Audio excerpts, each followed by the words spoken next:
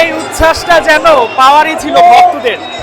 Argentina যেভাবে খেলেছে তাতে কিন্তু সমর্থকরা একটা বারের জন্য হাল ছাড়েনি, তাদেরকে সাহস জুগিয়েছে, সমর্থন জুগিয়েছে ব্রাজিলের মাটিতে।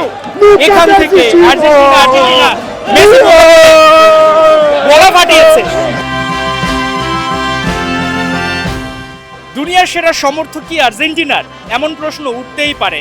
এই ম্যাচটার দিকে যদি আপনি তাকান, যেখানে অনেকেই ধরে নিয়েছিল যে আর্জেন্টিনার বিশ্বকাপ জার্নিটা শেষ, 2-0 গোলে পিছিয়ে প্রায় 80 মিনিট আর্জেন্টিনা সমতায় ফেরা তো দূরের কথা, একটা গোলও করতে পারেনি। কিন্তু ছিলেন লিওনেল মেসি, সমর্থকদের বিশ্বাসটা ছিল অ্যাটলিস্ট লিও কামব্যাক করবে। সমর্থকরাও কামব্যাক করেছে, তারা তাদের দলকে যেভাবে বিশ্বাস করেছে, আর্জেন্টিনা হয়তো বা বিশ্বাসটা ছিল যে ম্যাচের মোড় যে কোনো সময় ঘুরে যাবে। আর্জেন্টিনা কামব্যাক করার গল্পটা জানে, তারা বিশ্ব চ্যাম্পিয়ন, এর আগে তারা বিশ্বকাপ ট্রফিটা নিজেদের করে নিয়েছে, এবার পালা আরও একটা বিশ্বকাপ নিজেদের করে নেয়ার। তাই এই যে সমর্থকদের যে উচ্ছ্বাস, ভালোবাসা, পাগলামি, এটা কিন্তু মানায়। যদি এই ম্যাচে আর্জেন্টিনা হেরে যেত তাহলে কি ঘটতো?